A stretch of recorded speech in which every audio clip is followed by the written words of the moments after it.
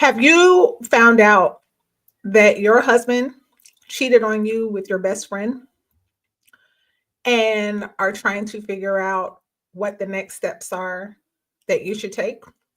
In today's session, we're going to talk about navigating pain when you've suffered a double betrayal.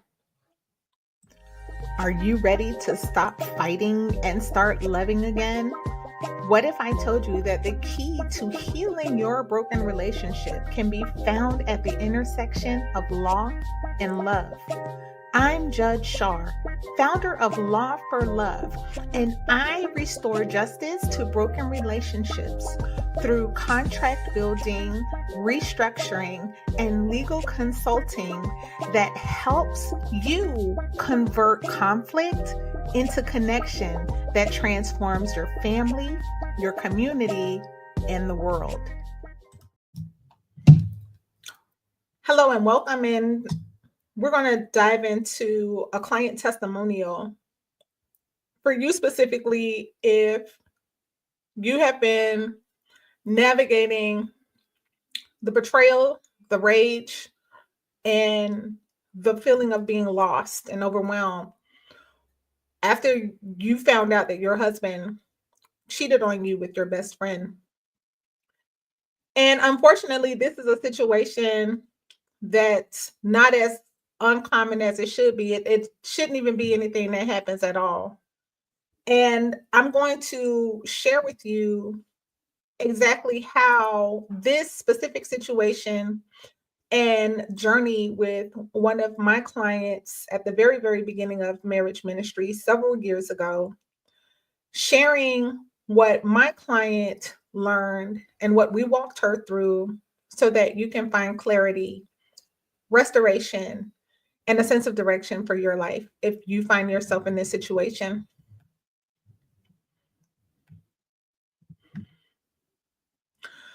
So, what's extremely painful about this particular type of betrayal is that you have betrayal on both sides. The first is from the one who has vowed fidelity to you, the one who has promised to live their life with you, to love you, and he has betrayed you, and he has betrayed your trust. And then the other side is the friend who takes your confidences and access to you and your husband and violates the friend code. Now, what's particularly nasty about this situation, and I've talked about this with several people throughout my career, there used to be a code, right? There used to be like an understanding that you don't go messing with someone else's man. Like that was even the code even before we were married, right? Even when we were in middle school, there was an understanding that you did not, you didn't cross that line. If your girlfriend had dated a guy, he was hands off. Like you couldn't even date a guy that your friend dated before. So when it comes to like the absence of the code here, where the friend takes liberties to get close to your man, not just your man, but your husband, there's just this overwhelming confusion that comes with the violation of what used to be like, these used to be ancient landmarks. Like these used to be lines that people didn't cross. But that's what exactly happened to my client. Feeling betrayed, feeling overwhelmed, not knowing what to do, confused, and just all over the place when she found herself in the unthinkable, in the unimaginable situation of a double betrayal. And so if you're in this situation, if you're experiencing this type of betrayal, this type of pain, this type of disorientation, like someone literally just pulled the rug from under you and you're just suspended in animation, lost in space, then what you want you want to find clarity, you want to be restored, and you need a sense of direction. And so what I'm going to be sharing with you from my client's story, Shawna, are the steps that you take, that we took together, to get her from being in suspended animation, lost in space, not knowing what to do, to now finding answers and making sense out of a completely unreal situation. So, this case actually begins with a dream that I had about Shawna. I had a relationship with Shawna, and we weren't the closest of friends. She wasn't someone who I spoke to often. In fact, it had been several years since I had seen her or spoken to her. But I had a very, very detailed dream about her one night. And when I dream like that, I wake up and I write out the dream, all of the details that I can remember from the dream. And I wait and I sit time to see if I can get an understanding or an interpretation of the dream. And one of the features of the dream that was just like unreal was that I saw her at her home nailing a sign to her door that said divorce attorney needed. That was like the big, like, memorable moment of the dream. And there were also parts of the dream where I saw her space was just in chaos. Inside of her home was chaos, and she's a neat freak. And it was very unusual to see her in an environment that was chaotic. And this is what I saw in my dream. And it was clearly her, and it was clearly her home. And the note about looking for a divorce attorney, it was written as though she was looking for a divorce attorney for a friend, like asking for a friend. That was the sense that I got when I saw the sign for the divorce attorney. Well, me being who I am, if you show up in my dreams, you're going to hear from me. So, right there from the kitchen table, as soon as I realized that I had dreamed about her, as soon as I realized that this was serious and it was implying that there was trouble in her marriage, I sent her a text message and I let her know that I was here for her, because the sense that I got from the dream was that she felt like she couldn't reach out for help. She felt like she couldn't open up to anyone. She felt like she didn't know who to trust. So I just sent her a text. I love you. I'm here for you. If there's ever anything that you need, don't hesitate to reach out. So, how do they say it on the little cartoons? 3 months later, right? She ghosted me. She totally ghosted me. And 3 months later, found the courage to call me and tell me that she was going through the turmoil that I saw in my dream, that she was considering divorce. And the reason why, and remember, I perceived in my dream that she was asking for the divorce like she was trying to get it for her friend. So there was a friend connected there some kind of way that I didn't completely understand. But when she opened up to me, when she found safety to share with me the embarrassment and the nightmare that she was in, she shared with me that her friend had betrayed her, her husband had betrayed her, and she didn't know what to do.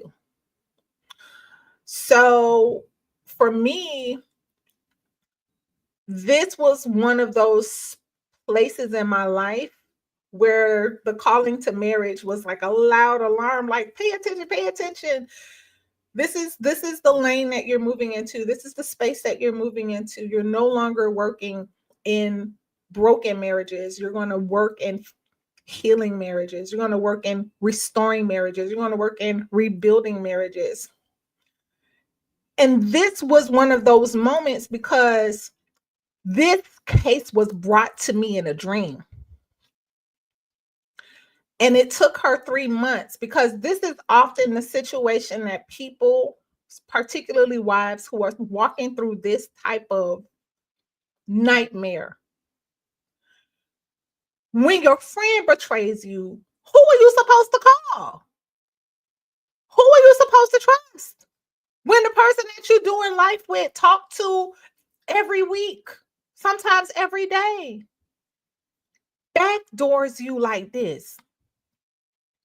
And although she knew of me, she knew me well enough to know me to be a person who wouldn't put her business all over Front Street and tell everybody. It still took her 3 months to reach out to me. So I'm going to show you what we did together, because I walked her through the exact same process of trauma recovery, the spiritual journey that I had already been on for quite some time, had been sharing with others in my community. And this is what we did for Shawna.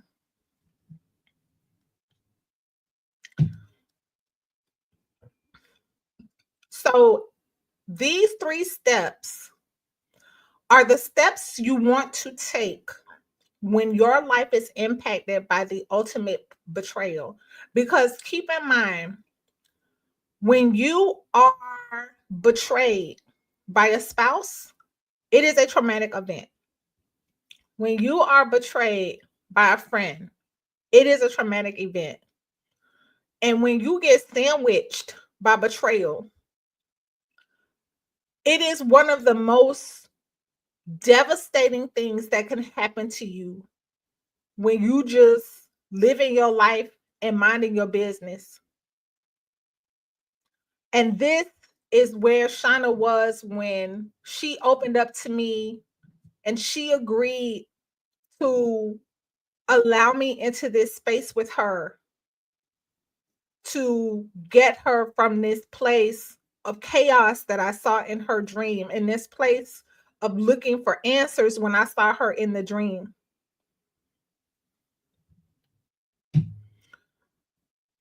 Step 1, you have to get counsel.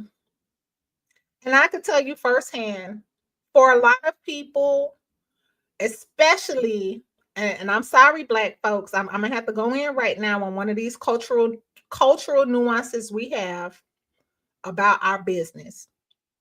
We don't want anybody knowing our business. And too many of us, because we don't want anybody knowing our business, we don't talk to anybody until it's too late and the next person we're calling is actually the divorce attorney. Now, I will say that with this particular situation, it was highly sensitive because of who Shawna and her husband are. And it required a very high degree of discretion and care, because it had the potential of sending ripple waves throughout the community had any of this information gotten out about what they were navigating in their marriage. And so sometimes you're not sure if you can go to the person you used to go to for counsel because you're not sure how they're going to handle it. I will say that people in leadership, this is who we're talking about, people in any type of leadership are the most vulnerable to find yourself counseling yourself, because you don't know who to call. You don't know if you can call the pastor. You don't know if you could call the pastor's wife. You don't know if you could call one of the elders at your local assembly or wherever your community of faith is.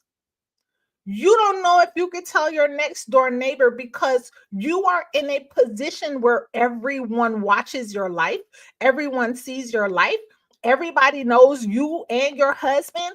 And if this thing gets out, it would devastate the community. So this was the added layer of darkness and risk that Shawna was navigating why she went months not responding to my text message and not telling anybody what she was dealing with at home. She was literally navigating this on her own for several months before she opened up to me about it. And the last thing you want to do is be by yourself when you are living through a nightmare. I don't care if your man is the POTUS. I don't care who your man is. You got to talk to somebody about what's going on and overcome the fear of everybody finding out your business.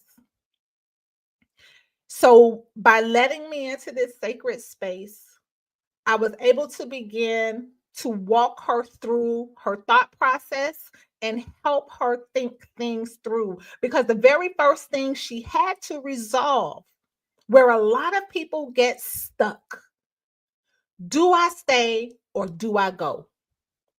Because for people of faith, you cheating on me gives me full license to divorce. This is the one exception to the thou shalt not divorce law in the faith. And she had every right at this point in time, if she wanted to be done, to go ahead and be done. But it wasn't for me to tell her she needed to leave. And it wasn't for me to tell her that she needed to stay. It was for her to resolve this question because she couldn't find the answer in her own head. Nothing was making sense. And part of assisting her with this, I engaged communication with her husband, because that's how I roll. I'm talking to everybody, so that we can begin having a conversation to help move her out of the stuck place of not resolving the question. Because there were many things that she would not know what life would look like, whether she stayed or whether she left. There was a lot of things unknown. But the very, very first question that you must resolve, if you are going to stay, stick to your guns. If you are going to leave, stick to your guns. But don't think today you're going to stay.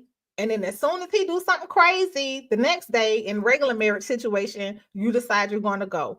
You have to make that very first choice, and counsel will help you get clarity on that. One of the benefits of having my counsel coming from my background in divorce is that I'm able to provide the insight, the legalities, the what to expect a court to do, right? And for many people, especially in this type of situation, you want to have those answers. You want to know whether or not, okay, well, what is child support going to look like? What other things, what else do I have a right to? What else am I entitled to? What does the process look like? How much is this going to cost? How long is it going to take?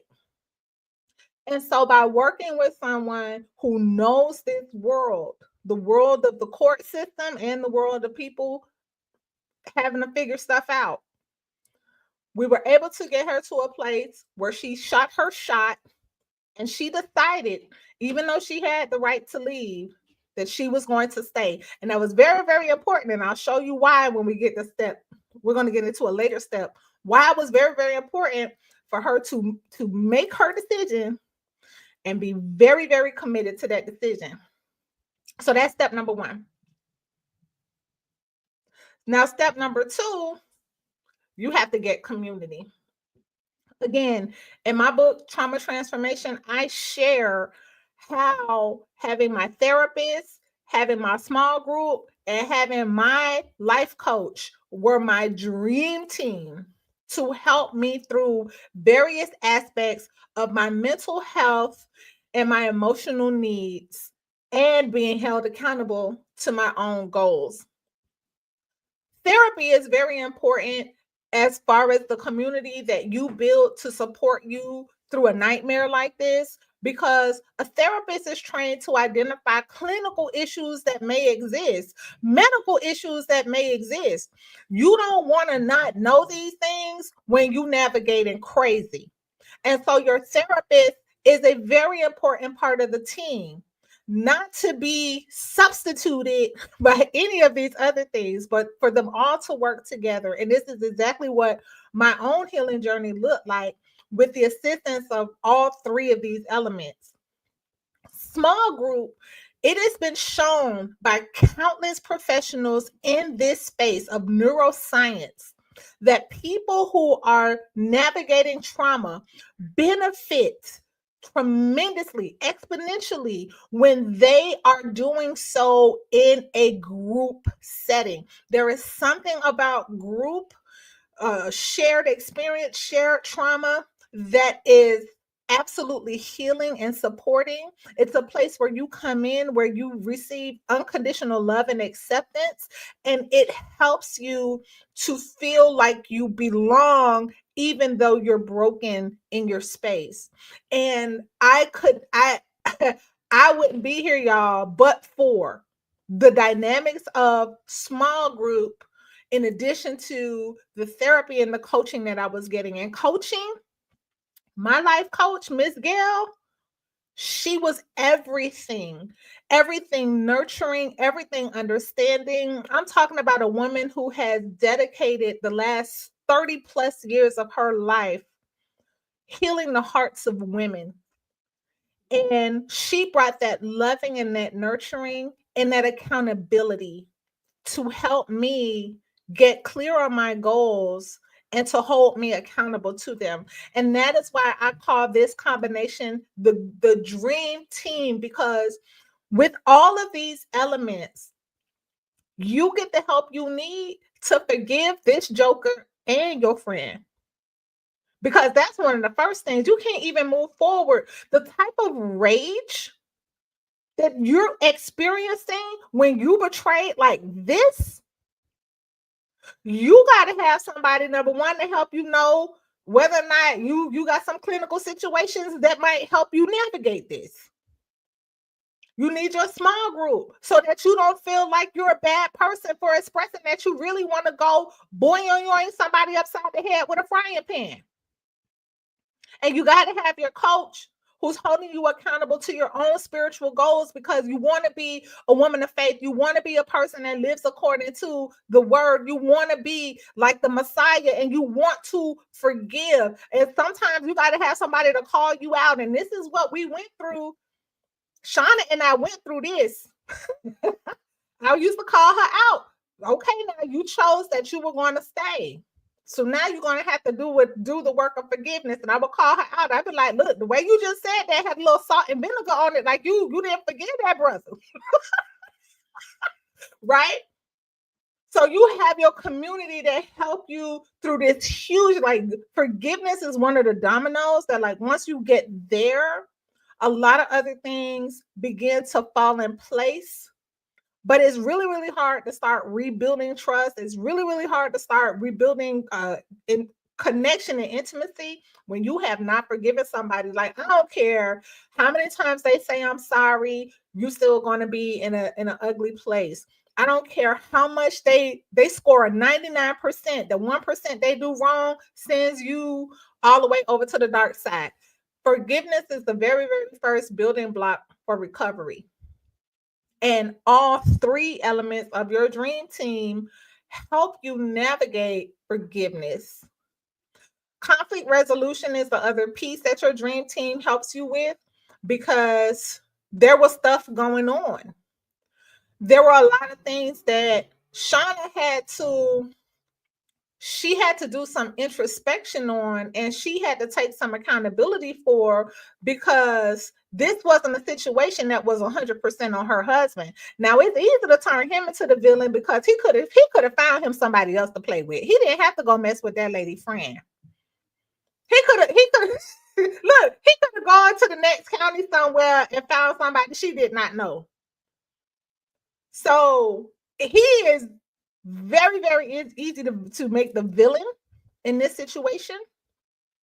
But a part of our work together was addressing internal conflict and things that Shawna brought into the situation that contributed to the distance, that contributed to him kind of seeking escape, to that contributed to her loss of touch of his needs. There was stuff going on with both of them. And conflict resolution always begins with you and what you got going on inside of you that you have not resolved. If you do not have peace inside of you, if you are on the fence, you're going between two opinions and you can't make a choice, you are automatically bringing conflict into your relationship, and it will manifest. And I'm sorry, but in this situation, this is how her own internal conflict manifested in the distance, the drift, and the lack of connection that happened between she and her husband. So we had to confront that and deal with that. Your dream team also helps you with your boundaries, because there were a lot of things, again, on the clinical side that she needed to deal with, and then she needed to identify, and then she needed to come up with a plan around boundaries that were not in place as a result of unhealed places from her childhood. She was still navigating childhood mess that was not dealt with, that there were not proper boundaries for, that contributed. Again, I'm not blaming her, but she's not the victim. He's not the villain. These are two people who brought some mess, and the mess made a mess. And the dream team helps you to gain perspective and not to become a victim because somebody did you wrong. Nobody's saying he didn't do her wrong. Nobody's saying her friend didn't do her wrong. But your dream team helps you own what you contributed to the mess and how you got here. I hope this makes sense. And then step 3, get focused. The next thing that we did after Shawna made her commitment that she was going to work on her relationship, so no matter what went wrong, she wasn't going to jump up and say, "I want my divorce." So that's what that was for. You gotta shoot your shot, because if you choose to reconcile, you cannot come throwing this up in his face later whenever you're having a bad day, whenever you're not getting your way, whenever he's just being his regular husband self and gets on your nerves. You cannot throw this in his face and threaten him with divorce because you want to make him act right. You want to control his behavior. You want to put him on a manipulative, controlling leash to punish him for what he did to hurt you. Can't do it. But what you can do, and what Shawna did, she got focused on her dream. She began to do the work with the help of the support, the group support, with the help of our coaching. She began to dream again. And there were some things that she had put on the back burner and put him first in. There were some things that she had neglected concerning the gifts and the talents and the abilities in her life that she had poured all of herself into him for. Like, I'm not saying don't be a good woman to your man. I'm not saying don't love on your man. Don't be there for your man. But when you're no longer dreaming, when you're no longer in connection with who you are, when you don't even recognize yourself in the mirror, honey, how is he going to be delighted with the person that you don't even want to look at your own self? How is that attracting him? One of the most attractive things that I learned to do when I stopped focusing on what was wrong with my husband, and I began focusing on my dream, and I began focusing on my business, and I began focusing on my relationship with my Heavenly Father, I became more attractive to my husband. All of a sudden, he in my face all the time, want my attention. Sometimes I'm like, give me a minute. He was avoiding me when he was the center of my world. And I wasn't dreaming, and I didn't recognize myself anymore. When I made him my idol, when he was the one who I worshiped, I was miserable because he couldn't make all my dreams come true. And that's what a lot of women do. A lot of us, our dream was, since we were a little girl, was for the knight in shining armor, or big, tall, handsome, tall, what they call it, tall, dark, and handsome, comes through and scoop you up and save the day. And you go, well, how did the cartoons always end, y'all? Happily ever after. Your only dream was to get married. Your only dream was to have a husband. Your only dream was to have some kids. And I'm going to tell you right now, as a witness from the halls of thousands and thousands of divorces over my career for the past 14 years, that is the place where so many of those marriages died. They stopped growing after they had the kids. They stopped striving and thriving and working after they got the house, after they got the job. Once they had the picket fence, the house with the picket fence and the 2.3 kids, everything fell apart because the dream was the person and the status and the kids. And there was nothing bigger than that for them to work towards. There was no vision bigger than their lifetime to go after. So we began to do the work to get Shawna focused on the dream. What is your purpose? Why are you here? What is the Father putting on your life? What is the Father showing you about your gifts, talents, and abilities that you have been neglecting because you've been worshiping this man? And she got busy.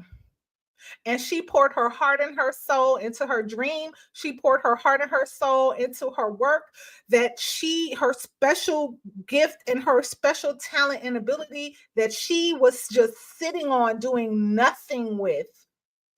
She went into giving birth to that thing. We began to walk her through a process as though she was pregnant with this dream, pregnant with this assignment, pregnant with this mission. And month after month, what were we doing? We were getting ultrasounds and we were looking at the delivery date. We were getting her ready to deliver on her dream. And she found joy. She found meaning. She found purpose. She found a way to serve others. And she found something that connected her with something bigger than just having a man and being married and having his kids. And she began to laugh again. She began to thrive again. She began to recognize herself. She began to heal from the things that she had been hiding behind the cover of her marital status and her kids. And I'm so delighted to share with y'all today, more than 4 years after we began working, that she's doing some amazing things. I can't go into too many details again because on a local scale, she's a public figure. But she stopped waiting for everything outside of her for her to find contentment and blessing in this life. We walked her through finding peace within herself and becoming one who commands peace by resolving internal conflict. And we got her connected to community where she could feel safe and where she can bond with other women and feel totally accepted and loved. Because sometimes, ladies, we just need to love on us. Sometimes we just need to do that. And we also, in community, sometimes we need to go in on each other because we're not going to hear it from our man. But your sister going to tell you. Your sister who loves you, she going to tell you. And in this journey with her, we unlocked her purpose, which was a stronger force than the betrayal that brought us back into this work of marriage building and marriage ministry. In fact, like they're now like a model couple. And I spoke to them not too long ago. and life for them after a really, really hard storm, it has been a continuation of a honeymoon. They're laughing and sharing time together. They're connecting with one another. They're growing together. She's no longer in this bubble where it's just her man and her kids and no one else, but she's surrounded with community and continuing to deliver and serve this beautiful gift and purpose that we unlocked together during our journey in getting her from the place of nightmare to the place of restoration and purpose. So I appreciate you for sharing Shawna's victory with me. Um, I don't like the way that I meet people when they are in chaos like this. I just recognize that I've just been graced with feeling your pain because don't nobody understand pain like somebody who's going through it, and loving on you because sometimes we just need somebody to hug us and let us know it's going to be okay. And embracing you, as my life coach taught me, horns, thorns, warts, and all. We listen and we don't judge. Well, actually, I do judge, but it's out of love and it's only consistent with what you say you want. If you say you want to do ABC, I'm not going to let you forget that you said you want to do A, B, and C. And I'm not going to give you any excuses. And I don't care how wrong he was. If you dealing with a bad attitude and you talking to that man crazy and rolling your neck and have an attitude in your tone, he might be wrong, but I'm going to call you out on your attitude. And this is the kind of confrontation and love that helps us to grow, that helps us to be who we were created to be. Because we can't always see ourselves. But when somebody love you and somebody willing to be in these trenches with you, somebody willing to be up and cry with you, pray with you, go through with you, this is how sisters love. This is how sisters love one another. And when you are going through some mess like that, some mess like what Shawna went through, this hurricane season in her marriage, then you want to find peace, but you cannot and you should not do this on your own. So if this is a situation that you're facing, the ultimate betrayal, then I want you to know that there is hope on the other side of the betrayal. I know it's hard to open up and trust anybody. I know that it's embarrassing and it's shameful. I know that there might be 101 questions that you don't have answers to, and you just ask yourself the questions 101 times a day, and none of them are getting answered. But I want to tell you on behalf of Shawna and on behalf of the laughter and the fun that I literally just witnessed with her and her husband recently, that you don't have to give up and you don't have to be by yourself, and you're not by yourself. There are wives crying themselves to sleep every single night, ashamed and afraid that anyone would know how broken their situation is at home. And the only reason why I know is because I was the one for 13 and a half years that they would call when they could no longer suffer silently and they decided that divorce was the only way up out of it. And I'm here to tell you it's not the only way, but I'm not going to do you like the church does and bully you into staying into a situation that you don't have to stay in. But you do need to get some counsel. You do need to talk to somebody who's been down this road. You do need to get some answers and you need a strategy. Acting out of your feelings is never a good idea. And a lot of women make, well, not just women, but a lot of people make poor decisions at the height of our emotions when we haven't thought things through. Reach out to somebody and know that I'm praying for you. I'm rooting for you. I know that there's healing on the other side of this. One of my favorite aspects of what Yahusha said about himself and his ministry to the world was that he mends the brokenhearted. What more beautiful promise is there than someone telling you before your heart was broken that your heart doesn't have to stay broken, that you have access to healing, and that he can heal you. And those of us who practice his lifestyle are in the business of mending broken hearts and going to hell and back with you until you come back whole. So I'm praying for you. I want you to be encouraged. I have a couple of resources in the description box. Start somewhere, honey. Please. And take care of yourself. Take care of your heart. Do not give up on your Heavenly Father. Do not give up on him, because this type of trauma, this type of hurt will make you closer to your Father if you will lean into him and not run away from him. You hearing it from someone who's been there firsthand and who's helped others, like Shawna, my sweetie, get through what you're going through. Y'all be blessed and encouraged. Thank you for sharing my boo's story with me. And I look forward to seeing you next time.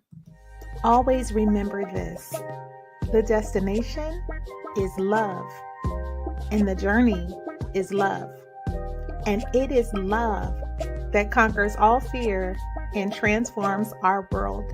Hey, if you were blessed by this content, please like it, share it, and subscribe. Follow us on social media at Law for Love ATL.